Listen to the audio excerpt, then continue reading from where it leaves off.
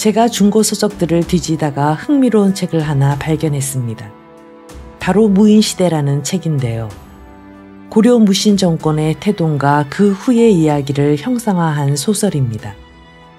고려시대의 무신들이 문신들에게 수모와 굴욕을 받았다는 사실은 누구나 알고 있고, 또 학창시절 우리는 정중부, 경대승, 이의민, 최충원으로 이어지는 무신 정권 계보를 열심히 암기했지만 그 속에 깊은 서사를 만난다고 생각하니 기대감으로 약간 흥분될 정도입니다.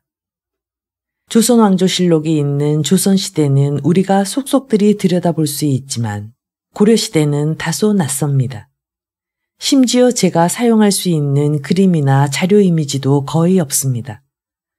고려 초기 광종이 문화중흥에 심혈을 기울였지만 의정조에 이르러 군항은 황혼무도해지고 문신들은 교만하기 짝이 없었습니다. 그들의 턱 밑에 칼을 들이댄 고려 무신 정권. 그들의 이야기가 바로 무인시대입니다. 숙문 억무 정책에 따라 천대받는 세월을 보냈던 무신들의 원한은 의종 때 정점에 이릅니다. 소설에는 김부식의 아들 김돈중이 등장하는데요. 그는 평소 무신들을 경멸하는 마음을 품고 있다가 결룡대정이었던 정중부의 수염을 태워버립니다. 이 일은 무신들의 저항의식에 불을 붙이며 훗날 정중부의 난으로 발전하는 계기가 되죠.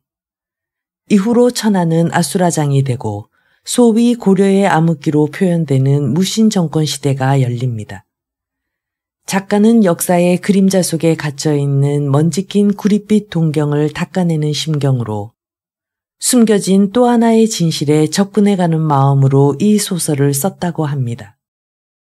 책의 문장도 좋고 목차를 주르륵 보면 소설 무인시대에 대한 기대가 한층 더 커지는 것 같습니다. 이제 흥미진진한 무인시대 낭독을 시작하겠습니다.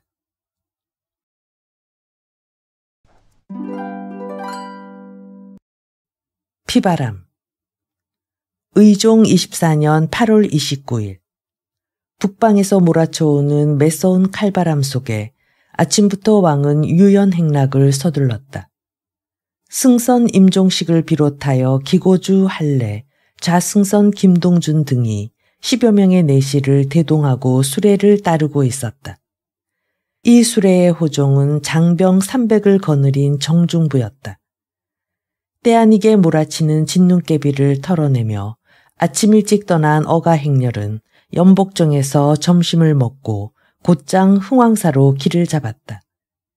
며칠 전에 내린 폭우 때문인지 진창길을 지나는 수레는 몇 번이나 웅덩이에 빠져 곤욕을 치렀다. 참으로 묘한 날이다.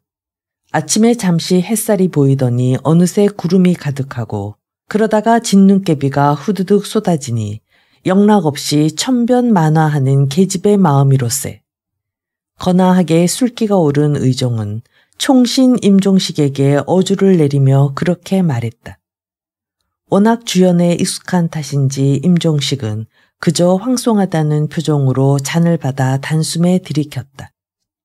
갑자기 수레가 한쪽으로 기울어지는 바람에 한례가 수레의 벽에 얼굴을 찧었다. 이런 편이 있나. 내 이것들을. 한례의 뱁새 눈이 더욱 가늘어졌다. 그는 수레의 휘장 밖으로 얼굴을 내밀어 좌우를 훑었다. 뭐 때문에 어가행렬이 멈춘 게냐. 바퀴가 웅덩이에 빠졌습니다. 장정 며치 밀어 올리면 금방 움직일 수 있습니다요. 이런 미련한 놈들. 수레바퀴가 웅덩이에 빠질 때까지 뭘 하고 있었던 게야. 내 놈들이 하는 일은 그저 싸움판 기웃거리는 것과 힘쓰는 것뿐이지 않느냐. 한례는 가래침을 칵 뱉고 나서 휘장 안으로 얼굴을 감추었다. 도무지 무식하고 미련한 무관놈들과는 대화가 되지 않는다는 투였다. 내 저놈을 그냥. 산원 이의방이 손바닥에 침을 태태 뱉으며 철퇴를 움켜잡아 허공에 한 바퀴 원을 그렸다. 맞장구 치듯 뒤따른 것은 이거였다. 대장군, 문신놈들은 날마다 잔치판 속에 배 터져라 술 마시고 산의 진미에 묻혀 있습니다. 우리 무신들도 이 나라 관리인데 하루 종일 말뚝처럼 서서 저들의 괴롭힘을 당하고 있으니 언제까지 이런 수모를 당해야 합니까? 목소리가 너무 크다. 정중부가 나무라자 이의방이 거들었다. 대장군, 언제까지 저놈들 눈치를 봐야 합니까? 수레 안엔 지난 인종대왕 때 감히 대장군의 수염을 태운 김돈중이란 놈도 있습니다. 정중부의 눈썹이 꿈틀거렸다. 그때 일을 생각하면 자다가도 뛰어 일어나 분기를 참지 못해 시근덕거렸다. 제압이 김부식의 그늘만 믿고 함부로 날뛰던 망아지 같은 놈. 정중부는 마음판에 그런 정도로 새겨놓았다. 그렇다고 원한을 지운 것은 아니었다. 그것을 이의방이 툭 건드린 것이다. 허면 목숨을 내게 맡기겠는가? 결심하셨습니까, 대장군? 그렇소. 잘하신 결심입니다. 대장군의 명만 떨어지면 불구덩이들 못 들어가겠습니까? 하운데 거사시기는 유연에 빠졌으니 흥왕사에서 곧장 황궁하진 않을 것이요. 분명 보현원에 들를 것인즉 왕의 행렬이 보현원에 도착하면 바로 움직입시다. 보현원에 왕이 들어가지 않는다면요. 그렇다면 다음 기회를 노리세. 결연히 말하는 정중부의 수염이 파르르 떨렸다. 그에게 있어 오늘을 거사일로 잡은 것은 김돈중이 있었기 때문이었다. 아무리 많은 문신을 죽인다 해도 김돈중이 없으면 무의미했다. 김돈중, 이놈. 이를 악담은 정중부의 두 주먹이 파르르 떨렸다. 그의 내리 속에서 한시도 지울 수 없는 치욕스러운 상처. 그 상처는 김돈중이 긁어댄 생책이었다. 인종조의 명신 김부식의 아들 김돈중은 그의 부친을 닮아 학문이며 문장력이 뛰어나 두각을 나타냈다. 그러나 아쉽게도 경박했다. 그날은 단오절을 며칠 앞둔 밤이었다. 당시 인종임금은 결룡대 군사들로 하여금 나래놀이를 베풀었다. 이것은 고려시대에 성행한 여러 가지 잡기 가운데 하나로 본래는 악기를 쫓는 궁중의식이었다. 무서운 가면을 쓰고 꼽조처럼 웅크린 채 춤을 추었다. 그런데 지존이신 인종임금이 곱추춤을 구경하겠다고 나선 것이다. 즉시 내시부 다방 안에 어람할 수 있는 자리가 마련되었다. 좌우에는 궁 안에서 상근하는 근신과 궁녀들이 자리를 함께했다. 다방 앞 종원에는 횃불을 든 궁인들이 둥그런 원을 만들었다. 원 안에서 형형색색 옷을 입은 군인들이 춤을 추었다. 공중공중 뛰어오르거나 엉금엉금 기어다니기도 했으며 주먹을 휘두르며 서로 싸우는 신용을 했다. 그러면서 그들은 기합을 놓고 괴이한 소리를 질러댔다. 근신들은 춤을 구경하며 술을 마셨다. 김돈중 역시 그중 한 사람이었다.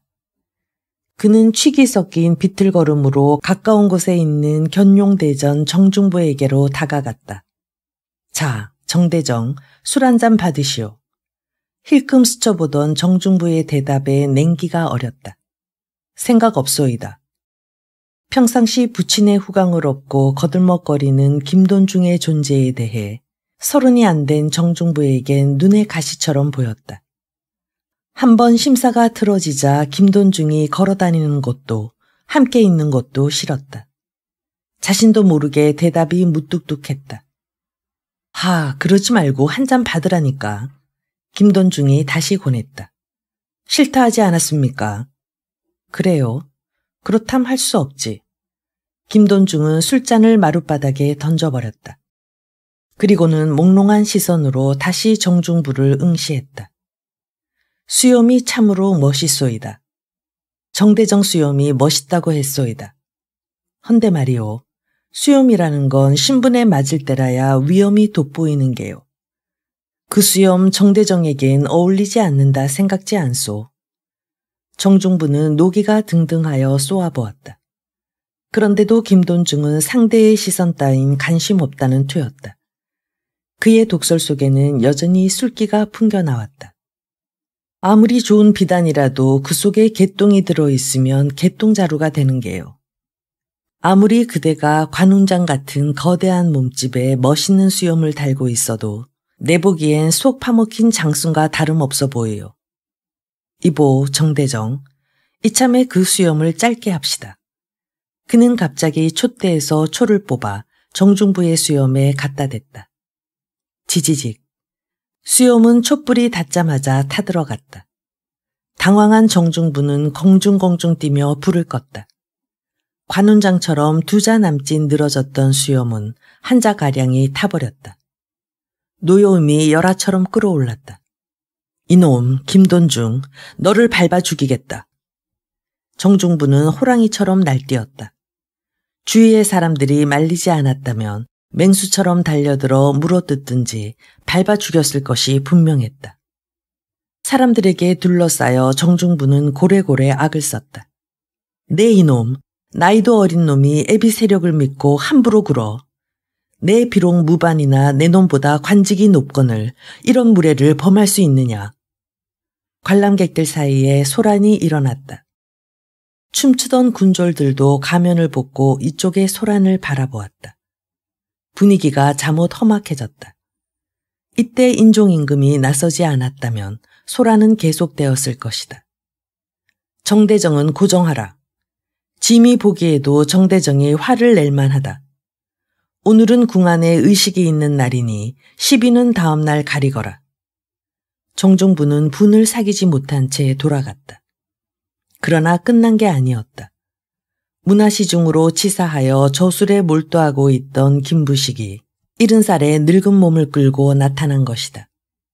전하, 소신의 자식놈은 풍계에도 오르지 못했지만 아비는 이 나라의 원로 대신입니다.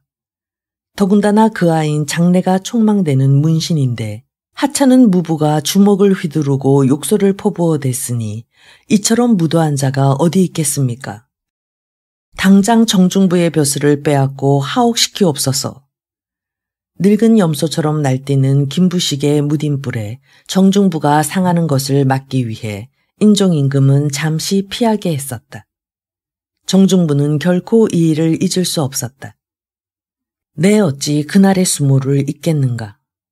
오늘의 거사가 잘못되어 목숨을 잃는다 해도 김돈중만은 죽이리라. 이날은 밤이 깊어 흥왕사에 머물렀다. 무신들은 밤새 가무 연락에 흥청망청 떠드는 문신들을 경호하지 않으면 안 되었다. 날이 밝았다. 정중보와 뜻을 같이 하는 무신들은 자리를 같이 한 채 의종 임금의 명을 기다렸다. 황궁을 하느냐, 보현원으로 가느냐. 침묵이 무겁게 내리깔렸다.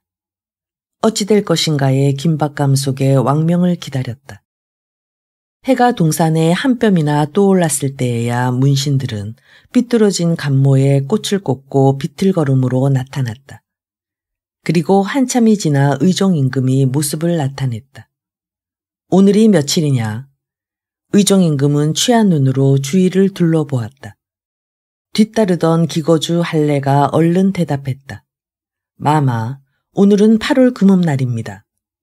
벌써 8월이고 또 금음이라. 세월이란 게 살처럼 빠르구나. 인생이란 게 무엇냐. 이토록 풍류를 즐기며 세월을 보낼 수 있으니 그 얼마나 좋으냐 말이다. 황공하옵니다, 마마. 전하의 백성들은 복이 있어 성군을 받들고 있습니다. 이것은 태평연호를 구가하는 만 백성의 홍복이옵니다, 마마. 암, 그렇고 말고 참으로 합당한 말이로다. 이때 좌승선 김돈중이 나섰다. 신 김돈중이 옵니다. 오, 좌승선. 그래, 무슨 일인가? 마마께서는 바로 환공하시려는지요. 의종 임금은 주위를 돌아보았다. 경들의 의견은 어떤가? 신승선 임종식 아래옵나이다. 이곳까지 납시였으니 보현원에 들러 황공하심이 옳은 줄 아옵니다. 그렇도다. 보현원으로 가자. 기거주 할례가 젊은 밖을 향해 소리쳤다. 이제부터 대왕마마의 행차는 보현원으로 갈 것이다. 호위 장병들은 모든 일에 차질이 없도록 하라. 정중부 주위에 모여있던 무반들은 할례의 외침을 듣는 순간 주먹을 불끈 쥐었다. 이고가 눈을 가늘게 뜨며 냉소를 띄었다. 저놈들이 죽으려고 환장을 했구먼. 행렬이 다시 출발했다. 그러나 오문에 이르자 의종 임금은 무슨 생각에선지 수레를 멈추게 한 후 밖에 나와 주위를 둘러보았다. 출발하기 전에 승선 임종식이 한 말을 잊지 않고 있었다. 마마, 근자에 이르러 무반들의 불만이 응어리진 듯 싶사옵니다. 마땅히 좋은 곳을 골라 무반들에게 오병 수바키를 열어 사기를 진작시키심이 좋을 듯 하옵니다. 의종 임금은 우연히 오문 밖을 내다보다 그 말을 떠올린 것이다. 이곳은 능히 병법을 운용할 만한 터다. 땅은 평탄하고 터가 넓으니 이곳에서 오병 수바키를 열도록 하라. 갑작스러운 명이었다.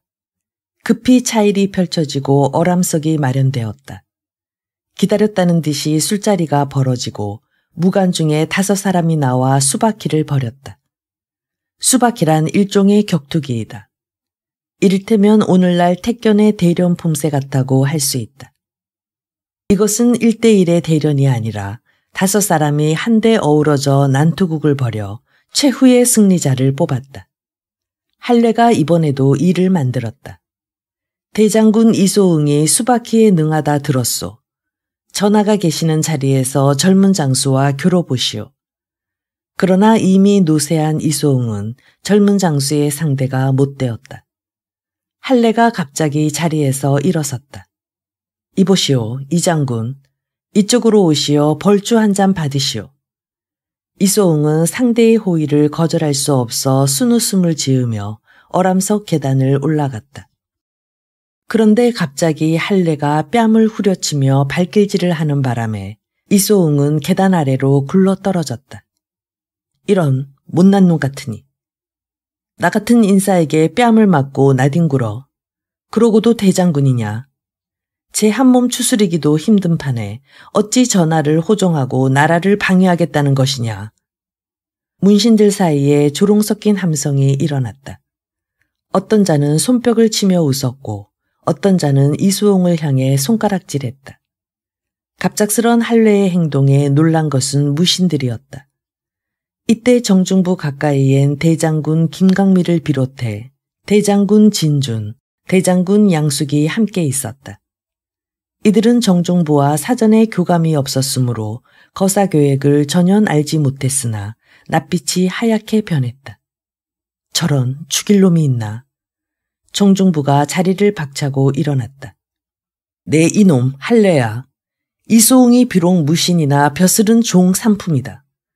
어찌 종 오품인 너 따위가 윗사람을 능멸하는 게냐. 내 조종의 기강을 바로잡는 의미로 내 목을 치겠다. 할례는 불이 나게 임금 곁으로 도망쳤다. 의종은 그를 감싸듯이 가까이 온 정중부의 손을 움켜잡았다. 하하하하.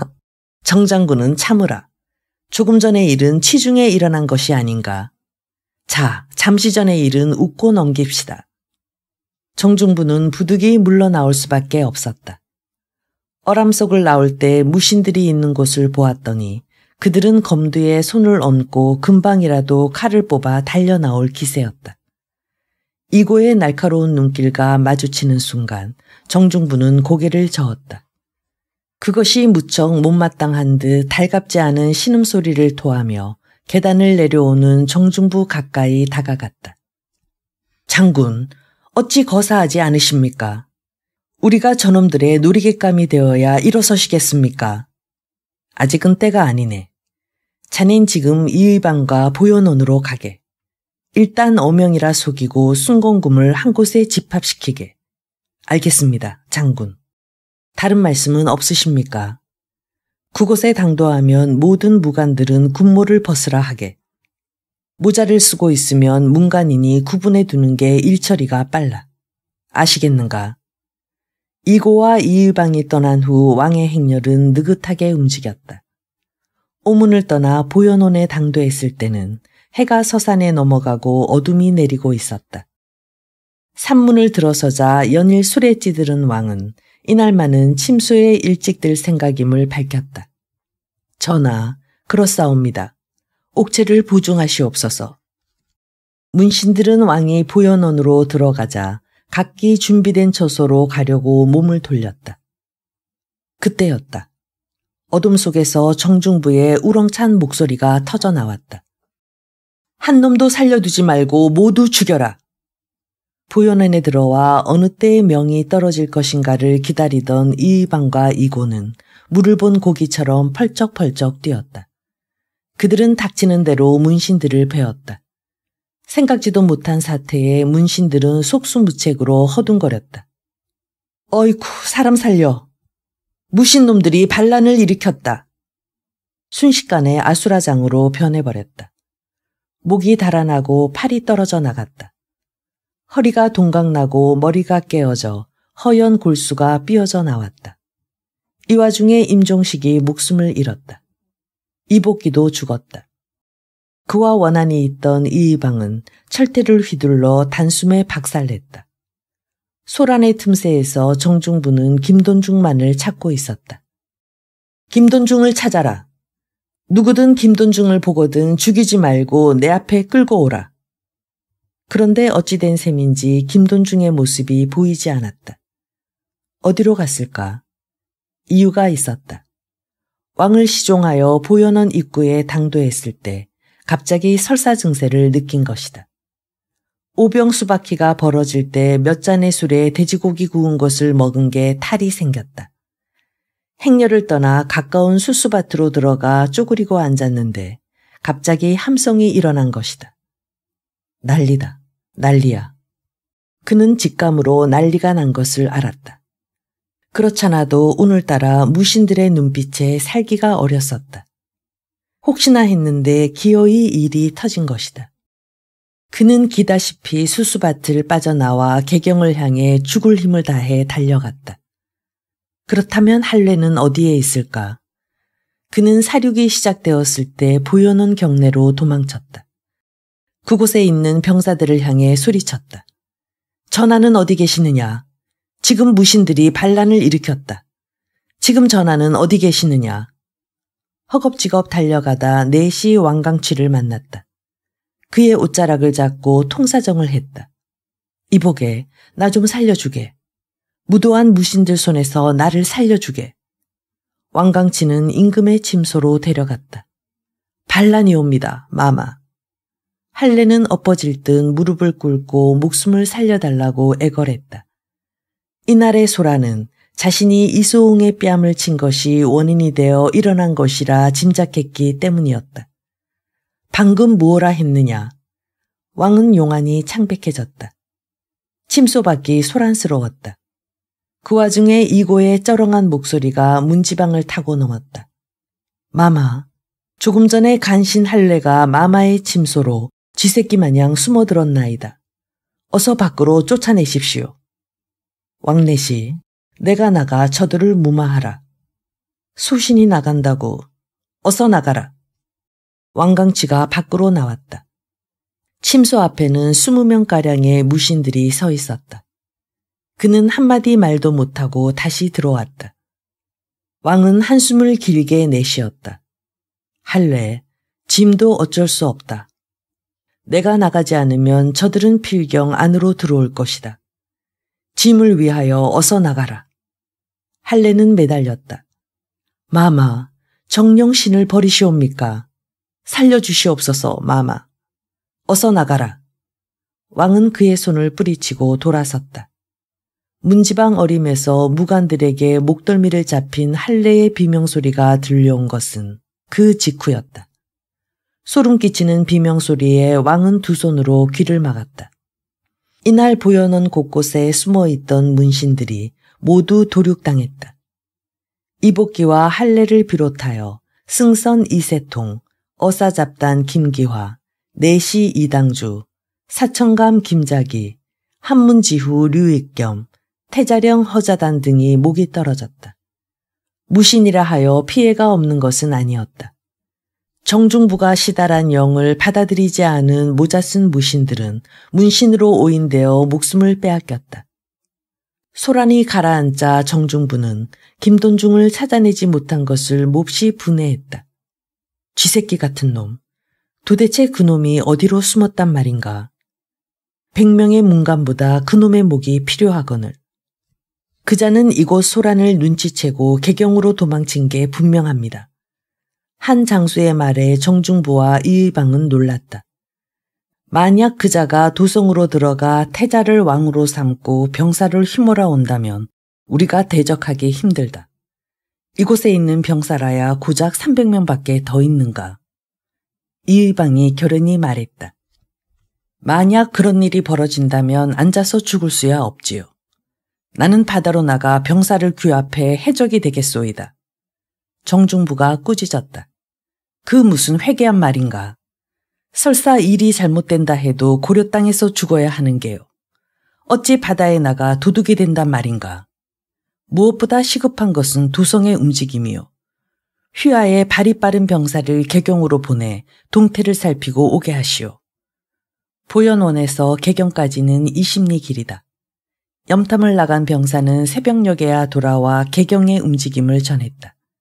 장군, 개경거리는 쥐죽은 듯 조용했습니다. 소신이 김돈중의 집을 찾아가 만나기를 정중히 청하였더니 문직이 하는 말이 김승성께서는 왕을 호가하여 나가셨는데 아직 돌아오지 않았습니다 하길래 그냥 돌아왔습니다. 그렇다면 승산이 있다. 정중부는 무릎을 치며 좋아했다. 무신들은 수기양 끝에 정중부는 이곳에 남아 왕을 감시하고 이고와 이의방, 이수홍 등은 날렘 병사 200을 거느리고 개경으로 돌아가기로 했다. 개경으로 돌아간 이고는 수문장, 김수장 등을 죽이고 대고를 접수했다. 그는 추밀원 부사 양순정을 비롯하여 사천감 음중인, 대부소경 박보균, 감찰어사 최동식, 내시지후 김강 등을 잡아가두고 일찍을 썼던 문관들은 모조리 목숨을 빼앗았다. 이때 병사들 손에 한 문관이 이끌려왔다. 그는 다짜고짜 자신의 목을 치라고 고함쳤다. 전에 임금에게 간하였다가 자천된 전중 내급사 문극겸이었다. 나 역시 문관이니 어서 죽여라. 대왕께서 일찍이 나의 말을 들으셨더라면 오늘 같은 난리는 일어나지 않았을 터. 오호 통제라. 그가 문극겸이라는 사실을 안 이고는 일단 구금했다. 이러한 소란의 와중에서 날은 어김없이 밝아왔다. 그러나 이것으로 끝난 게 아니었다. 이고와 이의방은 순건금을 이끌고 태자궁으로 밀고 들어갔다. 그곳에서 태자궁 별감을 비롯해 관원 10여 명을 살해하고 태자를 유폐시켰다. 당시 태자의 나이는 22이며 태자비는 종실인 강양공 왕감의 딸이었다. 스라에 생후 4개월이 된 아들 하나가 있었다. 아침 해가 뜨기 전에 문신들이 70여 명이나 도륙당하고 공예태후 임시와 두 왕비도 유폐되었다. 해가 솟아오르자 개경의 백성들은 하룻밤 사이에 세상이 뒤집어진 것에 아연실색했다. 그들은 모이기만 하면 대문을 닫고 들어가 수군거렸다. 무인들이 드디어 반란을 일으켰다는구먼. 내 그럴 줄 알았지. 도대체 임금이라는 자가 하루도 쉬지 않고 술타령만 해댔으니 나라 꼴이 온전하다면 그게 잘못이지. 어느 세상의 바른 정신으로 나라를 다스릴까. 누가 세력을 지든 우리 같은 놈들은 떡고물도 없는 거야. 배부르고 등 따숩게 해준다면 100번인들 난리 나는 게 대수랴. 하긴 그래. 이날 해가 중천에 높이 떴을 때에야 정중보와 궁에 들어온 의종은 영혼관에 갇힌 태자와는 달리 군기감에 유폐당했다. 어떻게 하면 무도하기 이를 데 없는 무신들의 비위를 맞출 수 있을까를 생각하다 왕은 그들의 벼슬을 무더기로 특진시켰다. 이고와 이의방은 중랑장을 제수했다. 상장군을 수사공복야로 삼고 대장군은 상장군으로 지위를 승격시켰다. 특히 이의방의 형 이준희에겐 승선벼슬을 하사했다. 하루가 지난 9월 2일 김돈중이 목숨을 잃었다. 그는 난리가 난 이후 가막산에 숨어 있었는데 가족들의 생사가 궁금해 견딜 수가 없었다. 은밀히 사람을 풀어 가족들의 생사를 알아오게 하였는데 이자가 집으로 가지 않고 정중부 있는 곳으로 달려가 숨어 있는 장소를 알려주었다. 막대한 현상금이 탐이 났던 것이다. 의종 임금이 총애하던 무비라는 여인은 넷이 백선현과 함께 있다 발각되었다. 백선현은 그 즉시 피살당했으나 무비는 공예태우 임씨의 간곡한 만류로 목숨만은 부지했다. 반란의 주역들은 이날 대관전에 모여 앞으로의 일을 의논했다. 이고의 주장이 살벌했다. 저것들을 살려준다고 득이 될 게 하나도 없어요. 이참에 그 뿌리까지 걷어버려야 해요. 정중부가 반대했다. 그건 아니될 말이네. 그래도 한때는 이 나라의 지존이었네. 임금과 그 일족을 살해하면 세상의 여론이 좋지 않아. 더 이상은 피를 부르지 말게. 임금은 거제도에 위리안치하고 태자는 진도로 보내는 게 좋겠네. 태소는 어찌할까요? 이미 죽었네. 대궁에서 젖먹이를 안고 숨어있는 젊은 안악을 발견한 병사가 아이를 패대기 쳐 목숨을 빼앗았네. 또한 젊은 여자는 겁간당했는데 그 여자가 태자비이고 패대기 친 아이가 태손이라는구먼. 그 병사는 어딨습니까? 내가 죽였네. 자, 이젠 사람을 그만 죽입시다. 우리가 원했던 것은 할례를 비롯한 몇 놈의 문관들이었네. 더 이상 무고한 생명을 빼앗지 맙시다. 이날 서산에 해가 떨어지는 시각에 의종 임금은 두 왕후와 총리 무비 등과 먼 길을 떠났다. 제위 25년 이후 보령은 44이었다. 칼의 뿌리. 정중부. 키는 7자 2치. 어깨는 석자가 넉넉하고 가슴은 떡 벌어졌다. 다리는 거목처럼 듬직하고 두 주먹은 참외만 했다. 구릿빛 살갗에 하얀 얼굴이 묘한 대조를 이루었으며 송충이가 기어가는 듯한 눈썹 아래 두 눈이 왕벙울처럼 부리부리했다.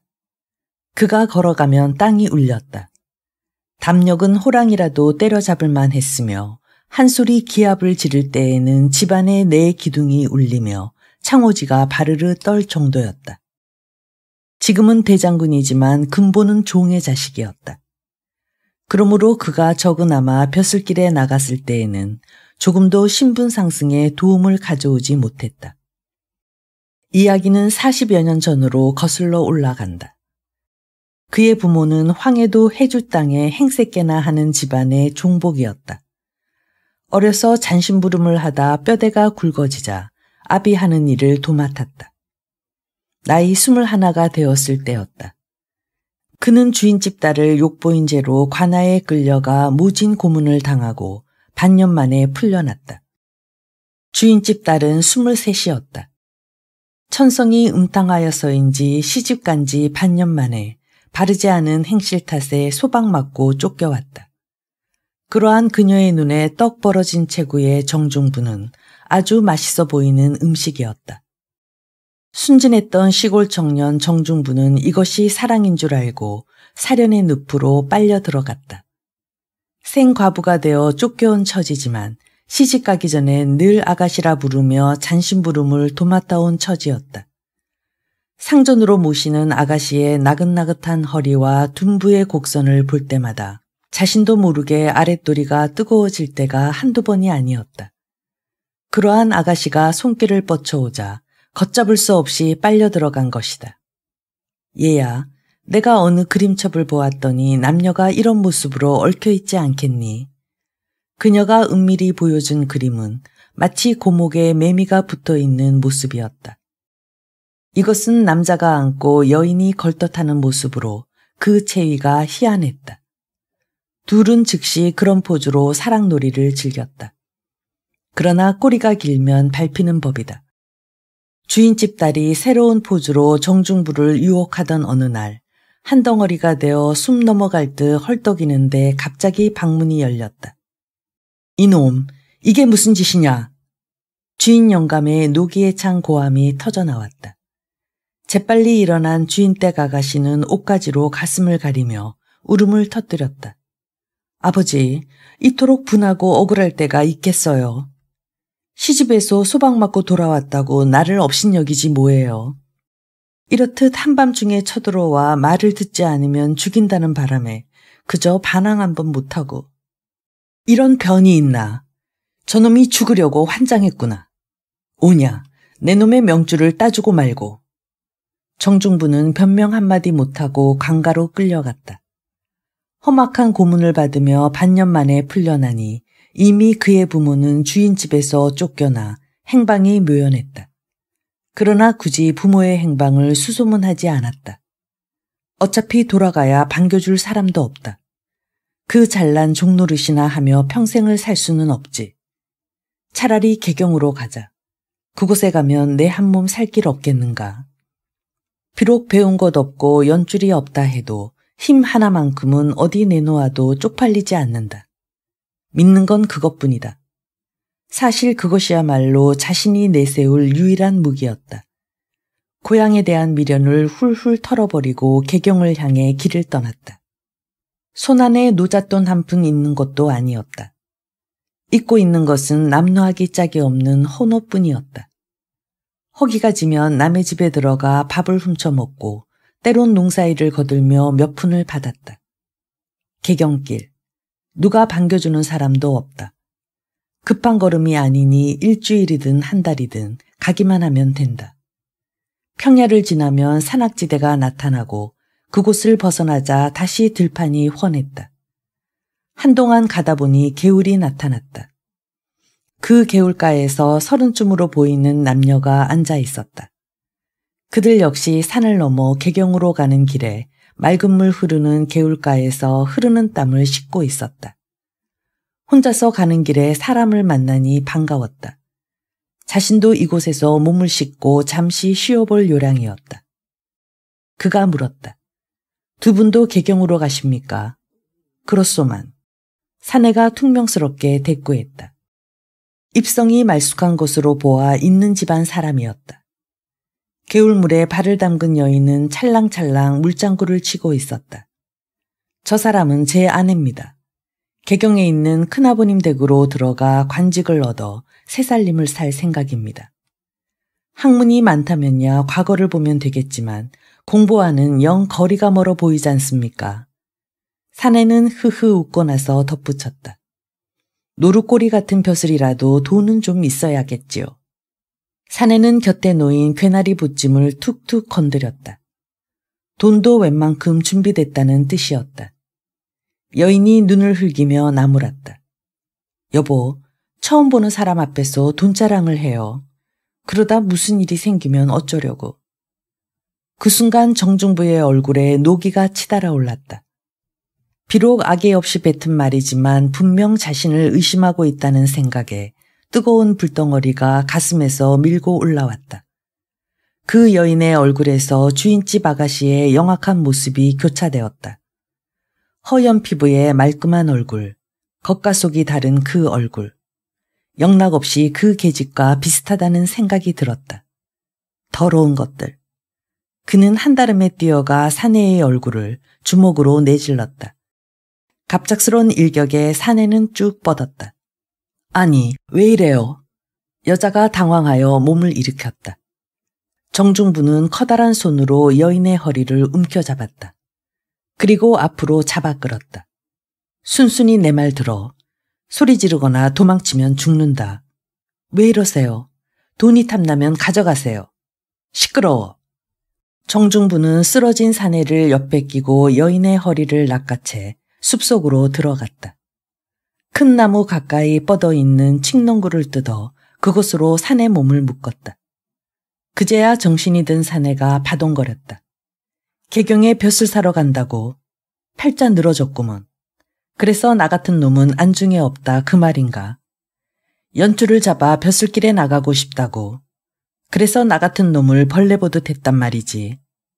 아닙니다. 전 그런 생각 하지 않았습니다. 살려주십시오. 정중부는 자신의 소나기에 잡혀있는 계집의 몸을 돌려세웠다. 내 인연, 내가 나를 도둑놈으로 생각했다면 도둑놈이 돼주마. 그럼 너는 뭐냐? 낯짝만 반반하면 요조숙녀냐? 내년이 요조숙녀인지 어디 보자. 정중부는 여인을 바닥에 눕히고 치마를 걷어 올렸다. 얄짤한 속옷을 벗기자 햇살 아래 여인의 하반신이 드러났다. 여자가 바동거렸다. 그러면 그럴수록 정중부는 강하게 찍어 누르며 아랫도리에 남아있는 옷가지를 찢어버렸다. 안 돼. 날 건드리면 혀 깨물고 죽을 테다. 안 돼. 안 된다니까. 금방이라도 혀를 깨물고 자진할 것 같은 여인의 울부짖음이 갑자기 그쳤다. 정중부의 몸이 그녀의 은밀한 곳을 헤집고 들어간 것이다. 순간 그녀의 몸이 움찔했다. 축 늘어진 그녀의 몸은 사내가 출렁출렁 춤을 추자 변화가 일어났다. 늘어진 두 손으로 낯선 사내의 목에 깍지를 끼더니 비음을 희미하게 토해내며 엉덩이를 들썩거렸다. 멀지 않은 곳에서 들리는 상꽁 우는 소리가 한결 가깝게 들려왔다. 그 한가한 풍경 속에서 여인은 적극적으로 사내를 받아들였다. 숨소리가 가빠지고 이앓는 소리로 끙끙거렸다. 이 모습을 노려보는 사내의 입에서 악다구니가 터져나왔다. 이년, 이 더러운 년아, 내년을 반드시 죽이고 말겠다. 사내는 몸부림을 치며 고함을 질렀다. 그런데도 여자는 정중부의 몸놀림에 엉덩이 춤을 추며 응접해 나갔다. 이윽고 격정의 순간이 지나고 정중부가 일어섰다. 그는 고이춤을 추스리며 사내에게 한마디 던졌다. 미안하게 됐수다. 사내의 눈이 이글거렸다. 그 눈을 스쳐보며 덧붙였다. 악몽을 꾸었다고 생각하게. 그게 편할 게야. 그대와 나 평소 정숙하다 믿었던 자네 마누라만 아는 일이야. 어떠신가? 이제 아시겠는가? 계집이란 분시 음탕한 구석이 있거든. 하하하하. 사내가 소리쳤다. 내 이놈, 차라리 날 죽이고 가라. 죽여달라. 글쎄, 그게 목숨과 바꿀 만한 일일까? 나 같은 산꽃도 목숨이 아까워 어떻게든 살아보려 하는데 그대는 팔자 좋게 태어나 기름진 음식 먹고 잘 지내왔자는가. 고작 그런 일 때문에 죽여달라니 말이 되나. 지금 있었던 일은 깨끗이 잊게. 잊으면 별게 아니지. 인연이 있으면 다시 만나겠지. 정중부가 돌아서 몇 걸음 걸었을 때였다. 여자가 갑자기 소리치며 다가왔다. 이것 봐요. 뭐야? 날 데려가요. 데려가라니. 남편이 있자는가? 남편? 내가 요 모양 요 꼴이 됐는데 어떻게 마누라 노릇해요. 묶인 끈이 풀리면 나를 때려 죽이려고 날뛸 거예요. 그러니 데려가지 않으면 제 남편을 죽이고 가세요. 이런 나쁜 년. 정중부는 여인을 발길로 내질렀다. 여자는 언덕배기 밑으로 나동그라지더니 혼절해버렸다. 그것을 힐끔 돌아보았을 뿐 개경을 향해 길을 걸었다. 그 여인이 어찌 되든지 관심 밖의 일이었다. 개경에 도착한 정중부는 신호의 중랑장 눈에 들어 병사가 되었다. 우람한 체격과 다부진 눈매 때문이었다. 그리고 20년이 지나 궁안의 근위대장격인 견용대정에 올랐다.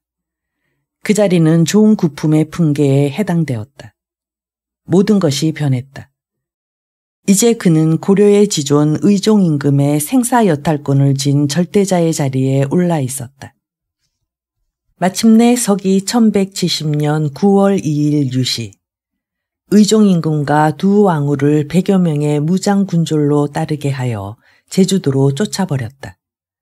이날 정변을 일으킨 주역들은 대관전에 모여 향후의 일을 거론했다. 거사의 맹주격인 정중부가 운을 뗐다. 황운무도한 왕이 쫓겨나고 용상은 비어 있소이다. 이 자리에 누구를 앉히느냐가 문제겠지요. 장수들은 정중부가 가리킨 대관전 북쪽 벽에 덩그마니 놓여있는 의자에 눈길을 향했다. 그들로서는 이토록 가까운 곳에서 용상을 바라본 일이 없었다. 신성 불같지만 절대자의 상징인 용상. 저 자리에 앉은 무도한 임금을 쫓아내고 새로운 주인을 선택하는 것은 이제 자신들의 몫이다. 그런데 그게 쉬운 일이 아니었다. 이의방이 정중부의 말을 받았다. 내 생각에는 대녕후가 어떨까 싶습니다. 이 사람은 전왕의 바로 아래 동생이고 전왕에 의해 쫓겨났었지요. 이고가 손사래를 쳤다. 참으로 답답하십니다. 대녕후는 지금 천안에 있습니다. 용상은 한시도 비워놓을 수 없는데 언제 그곳까지 가서 대녕후를 데려온단 말입니까? 차라리 태자를 불러 앉히는 게 빠르지요. 당치 않은 소리. 진도로 추방된 태자를 불러 보위에 앉힌다니 말이 되는가. 만약 태자가 그 자리에 앉으면 우리가 언제 죽을지 알 수 없네. 제 에미에비를 추방한 우리들을 살려두리라 믿는가. 분명 원수를 갚기 위해 날뛸 것이야. 이치상으로 맞는 말이었다. 모두들 침묵을 지키자 채원이라는 자가 나섰다. 그는 보현원의 거사에는 참석하지 않았으나 무신들이 궁안을 점거하였다는 소식을 듣자 누구보다 많은 문신들을 척살한 인물이었다. 내 생각엔 이경후가 좋을 듯 싶소. 이경후 호. 그는 인종 임금의 셋째 아들로 전왕의 아우였다. 인종 9년에 태어나 어릴 때 이름은 흔. 이경후로 봉해진 것은 인종 2년으로 금년 나이 40세였다. 부인 김씨는 종실인 강릉공 온의 둘째 따님이다. 전왕 의종 임금의 부인도 강릉공의 따님이니 이경후 호와 전왕과의 관계는 형제간이면서 동서사이다. 스라에는 훗날 강종 임금이 될 18살인 외아들 오와 두 딸이 있었다. 이경후라면 괜찮아 보이는구먼. 정중부도 찬성했다. 정변을 일으킨 주역들의 혀끝에서 이경후라는 이름이 거론되고 있을 무렵 그는 그의 집 내실에서 부인을 비롯하여 아들딸과 함께 있었다. 무신들이 궁안에 진입하여 문신들을 척살했다는 말을 듣자 집안의 모든 문을 잠그고 불을 껐다. 그러나 종복들은 수시로 문 밖을 드나들며 새로운 사실들을 전해주었다. 전하께옵서는 거제도로 위리 안치되셨으며 태자마마께선 진도로 유폐되었다 합니다. 거리에는 칼든 무신들이 문신들을 보는 대로 척살하고 궁안에서도 문신들의 비명소리가 들려온다 합니다. 자신을 죽이려고 혈안이던 형이었다. 왕위를 엿본다는 당치 않은 이유로 왕제들을 못살게 굴었던 형이었다. 그러나 한 번도 원망해 본 적이 없었다. 어디 형뿐이겠는가. 어마마마의 안위도 걱정되었다. 종복들도 애꿎은 죽음을 당할까봐 내보내고 심부름하는 몇 명만을 남겨놓았다. 소란이 가라앉으면 다시 돌아오라는 말을 하며 상당한 폐물을 내주었다. 불 꺼진 방 안. 집안은 무덤 속처럼 괴괴했다. 이대로 있다가는 죽음을 당할지 모르니 도망칠까도 생각해 보았다. 그러나 어마마마의 안위가 궁금해 그럴 수도 없었다. 무수한 생각들이 따리를 틀자 온통 머릿속이 뒤죽박죽이었다. 그때였다. 대문을 거칠게 두드리는 소리가 들려왔다. 문 밖을 엿보던 종복놈이 한달음에 달려와 고했다. 나으리, 나으리, 무슨 일이냐? 대문 밖에 병사들이 왔습니다. 뭐? 병사들 가운데 수염이 치렁한 장수가 나으리 뵙기를 청합니다. 마침내 때가 왔다고 절망하며 호는 일어섰다. 부인 김씨가 그의 손을 잡았다. 나으리, 침착해야 합니다. 부인. 그리고 오야.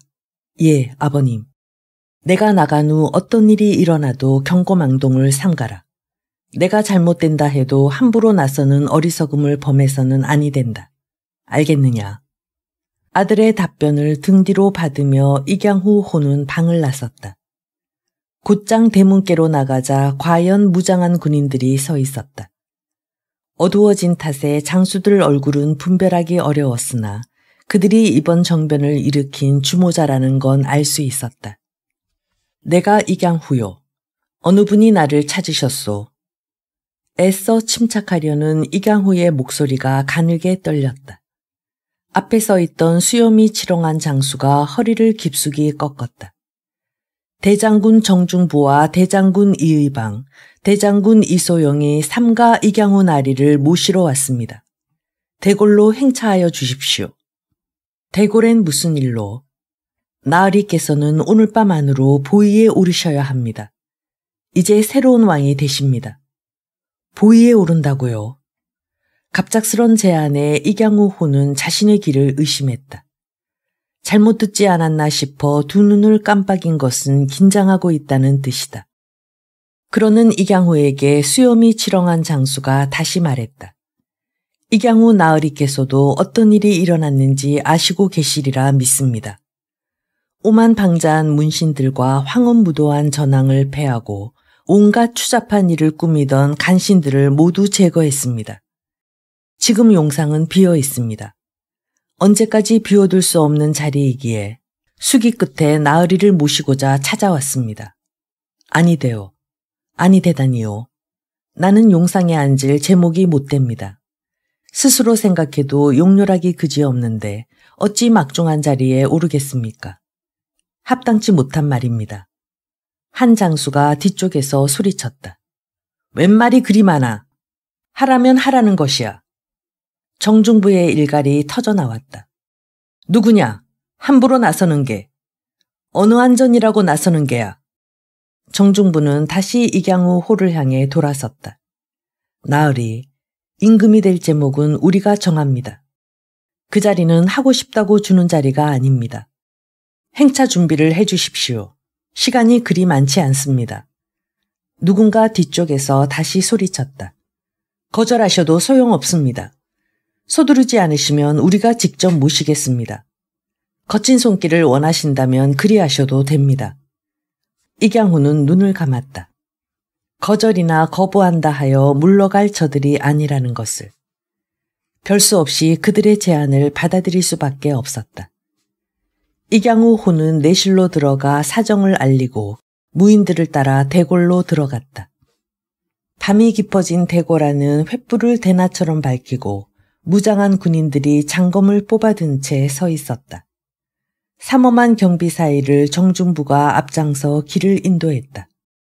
자, 저를 따라오십시오.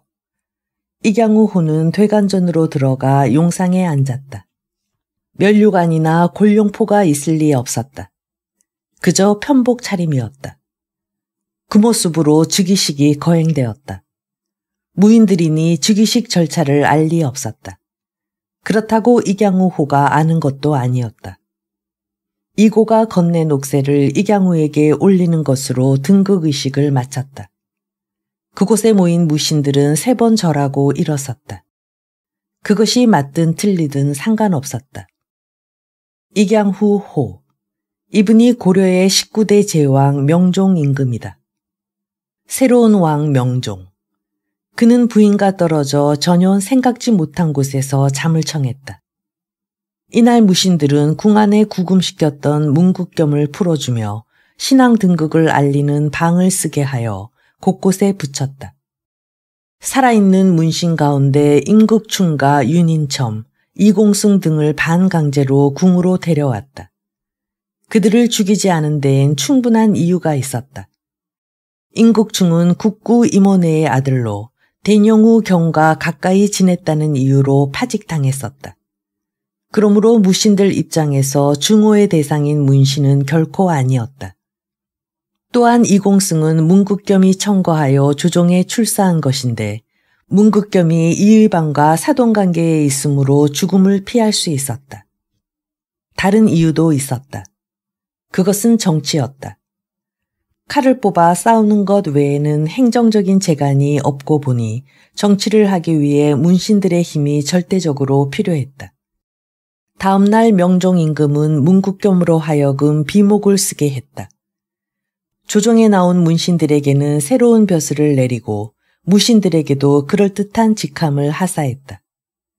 임국충을 중서실랑 평장사로 삼고 정중보와 양숙이 참지정사가 되었다. 한치는 추밀원사로, 윤인첨이 지추밀원사, 김성민은 복야가 되었다.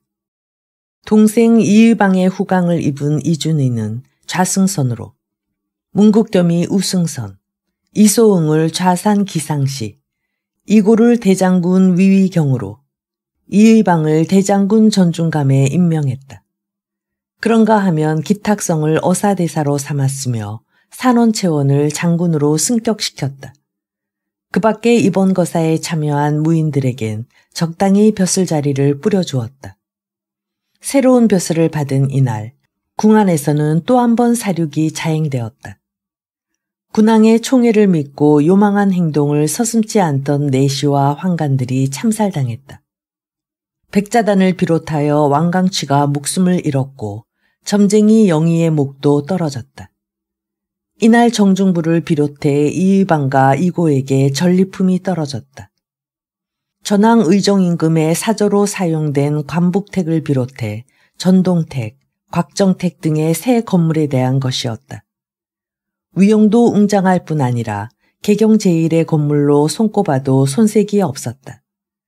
그래서인지 정변의 주역인 세 사람은 그날로 자기들의 식소를 옮기게 했다. 정중부는 관북택, 이의방은 천동택, 이고는 곽정택을 차지했다. 중방 정치가 시작된 것은 이때부터였다. 중방이라는 것은 궁궐 북문 가까이에 있는 작은 건물 이름이다. 재상이나 추미론의 중신들이 모여 잡다한 일을 의논하는 자리로 노재상이나 관료들은 임금 앞에서 나누지 못한 문제들을 이곳에서 마무리했다. 바로 이 중방에 무신들이 모여 회의를 열었다. 모든 게 자신들의 손아귀에 있으므로 거칠 것이 없었다. 그러므로 먼 곳에서 회의를 여는 것보다 중방에서 여는 것을 이로움이 많다고 생각했다. 이날 열린 중방의 의제는 크게 세 가지였다. 첫째는 살아남은 문신들의 처리였다. 둘째는 동북면을 비롯해 서북면에 파견된 병력에 대한 대처 방안이었다. 셋째는 금나라의 황제께 이번 일을 어떻게 설명하며 승인을 얻어낼 것인가 하는 문제였다. 첫째 안건에 대해 대장군 위위경이 강경한 발언을 내놓았다. 어차피 시작했으니 끝을 봐야 합니다. 문신놈들을 살려둔다면 두고두고 우왕거리를 만들 테니 이참에 실을 말려야 합니다. 당연한 일이라는 듯 장군으로 승격한 채원이 동조하고 나섰다. 그러나 정중부의 생각은 달랐다. 우리가 정변을 일으킨 것은 문신 전체가 미워서가 아니오. 전왕 곁에 진드기처럼 빌붙어 황엄한 왕을 더욱 진창으로 밀어넣은 못된 무리가 있었기 때문이오. 생각해 보시오. 이 나라 고려의 억조 창생을 바란다면 장차 우리가 무얼 할 수 있는가를. 문신들 없이는 궁안의 재래의식 하나 제대로 치를 수가 없소. 도대체 우리들이 무엇을 할 수 있다는 것인가? 그러니 남아있는 자들은 살해하지 말고 궁으로 불러들여 적재적소에 배치해 부려먹어야 하오. 그들을 우리 쪽 사람으로 만드는 것이 무엇보다 중요하단 말이외다. 서둘러 그들을 죽이는데 동조했던 이고와 채원의 낯빛이 시무룩해졌다. 다음으로는 두 번째 문제였다. 동북면과 서북면에 있는 병력에 대한 대처였다. 누군가가 궁안의 변란을 알린다면 병력을 이끌고 대거 궁안으로 밀어닥칠지도 모른다. 그들의 대군을 막을 방도가 없었다. 해결 방안은 다음의 두 가지로 좁혀졌다. 하나는 저들의 수장을 궁으로 불러 제거하고 이쪽에서 사람을 파견한다는 안이었다. 나머지 하나는 동북이든 서북이든 저들이 있는 곳은 도성과는 동떨어졌기 때문에 새로운 왕이 등극했다는 것만을 알리자는 안이었다. 갑론을박을 거듭하던 끝에 결국 나중의 의견으로 결론이 났다. 세 번째 문제는 아주 고약스러웠다. 금나라 황제에게 어떤 식으로 고려의 정변을 설명하느냐였다. 아차하여 일이 잘못되면 고려는 그들의 말발구발에 짓밟히게 된다. 검지로 이마를 툭툭 두드리며 정중부가 말했다. 이 문제만큼은 우리가 결정하는 건 무리요. 주상전하가 있는 곳에서 다시 의논하십시다. 사실 궁안은 외형상으로 골격을 갖춰가고 있었다. 숨어있던 문신들이 하나둘 궁으로 돌아와 제자리를 찾아가 업무를 수행해 나갔기 때문이었다. 명종임금은 대사령을 내렸다. 동네로 귀양간 정서의 귀양길이 풀렸다. 그는 군왕을 그리워하는 단장의 노래 정가정곡을 지은 시인이었다. 귀양살이 20년. 어느새 정서의 머리에는 허연 서리가 내려 있었다. 대사면용 뒤에 정중부 이의방 이고에게는 벽상공신이라는 칭호가 내려졌다. 그들의 얼굴은 각상의 그림으로 형상화시켜 내걸리게 되었다.